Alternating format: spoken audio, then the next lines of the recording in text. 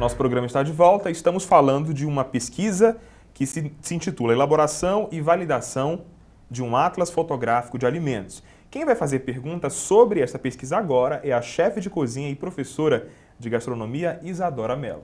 Eu gostaria de saber se o estudo foi realizado levando em conta questões importantes pelos hábitos alimentares, questões como o regionalismo, o sexo e a idade dos entrevistados. Por favor, professora. A questão do regionalismo, ela não foi considerada nesse atlas, apesar de nós termos aqui a pamonha e o piqui, né, aqui da nossa região. Porque ao selecionar os alimentos, nós optamos por aqueles que contemplassem, né, a maior parte da população brasileira para que ele não tivesse um uso restrito a determinadas regiões do país. Em relação às outras características, né, levantadas pela nossa ouvinte, o que nós observamos é que não houve diferença na percepção do tamanho das porções, considerando o sexo, né? Nós tínhamos lá entre os 90 participantes da pesquisa que validaram as fotos, homens e mulheres, dos diversos classificações do estado nutricional. Nós tínhamos desde pessoas de baixo peso até pessoas com sobrepeso, mesmo obesidade, então mostrando que a percepção do tamanho das fotos foi igualmente, né, entre os vários tipos de pessoas em relação ao seu estado nutricional. Em relação às faixas etárias, ele foi validado para indivíduos maiores de 18 anos. Então, caso ele venha a ser utilizado para crianças e adolescentes, seria interessante essa validação. Ok, vamos então a mais uma pergunta. O horário em que foi apresentadas as fotografias pode ser um fator que altere a percepção dos entrevistados? Ok, então, por favor, responda. Bem, as fotografias foram apresentadas aos voluntários logo após o almoço, isso por causa da própria organização do estudo.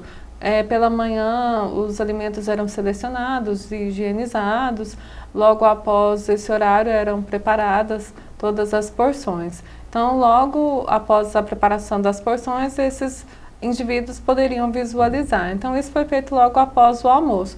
Eu acredito que é um horário que eles não estavam com fome, então eles puderam realmente raciocinar daquele alimento sem alteração do estado, né, do estado de estar com fome ou não. Nós não diferenciamos essa questão de horário, se em algum outro horário, se a pessoa estiver com fome, se poderia haver algum erro maior. Mas eu acredito que não. Ok, Isadora Mello tem mais uma pergunta, vamos então. Os pratos eles foram fotografados por um profissional. Eu gostaria de saber se eles foram montados também por um profissional de gastronomia, com artifícios em mãos para montagem e a preparação dos pratos. Ok, então, por favor. Nós contamos, né, com um fotógrafo profissional, como eu já informei anteriormente, e em relação à presença de um técnico, né, em gastronomia ou um profissional da gastronomia, o que nós temos no laboratório é uma técnica em nutrição e a professora Raquel Cardoso, que há vários anos desenvolve cursos, né, na área de gastronomia dentro da faculdade de nutrição, que acompanhou toda a produção dessas preparações, porque a gente sabe que o visual é importantíssimo, né, na hora dessa avaliação da percepção, para garantir realmente que fosse de alguma forma afetada pela uma preparação que não tivesse uma boa apresentação. Ok, quero agradecer a participação da Isadora. Como é possível fazer pesquisa em nutrição desse tipo aqui na UFG? É o que você fica sabendo a partir de agora no quadro Caminhos da Ciência. Um aluno já no segundo ano de graduação ele pode se candidatar a uma iniciação científica. Para isso, ele deve procurar um professor que tenha uma linha de pesquisa que cause interesse. O prazo máximo para um aluno se candidatar a uma iniciação científica deve ser até 1 ano e meio antes de se formar, para que ele tenha tempo para desenvolver o seu projeto e também apresentar os seus resultados. A Faculdade de Nutrição apresenta 2 pós-graduações Lato Sensu, especialização em nutrição clínica e especialização em controle higiênico de alimentos. Além disso, nós temos também um programa de pós-graduação Stricto Sensu, que é um mestrado em nutrição e saúde. O mestrado em nutrição e saúde tem 3 linhas de pesquisa.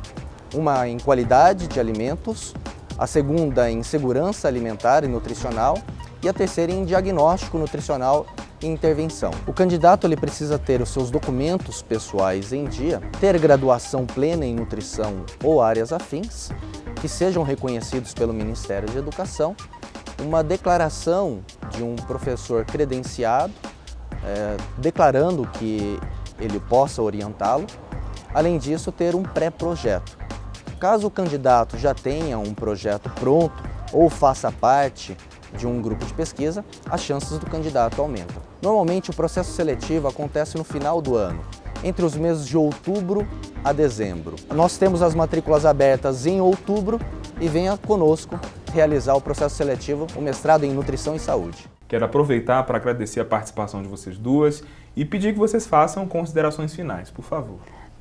Nós aqui agradecemos, né, a você, Bruno, e toda a produção do programa por essa oportunidade de estar divulgando, né, essa pesquisa que, como você já deve ter acompanhado, da dificuldade que é divulgar, produzir um artigo científico. E, aliás, queria só de fazer esse comentário que o próximo passo vai ser a publicação de um artigo científico, mas o que mais nos estimulou, né, a continuar nessa linha de pesquisa foi o fato de nós termos, né, publicado, e eu aproveito a oportunidade para mostrar aqui a capa, né, do nosso livro, Alimentos Brasileiros e Suas Porções, né, como já foi trazido pela Harvard, ele está disponível na Saraiva, mas também pelo site da editora Rubio.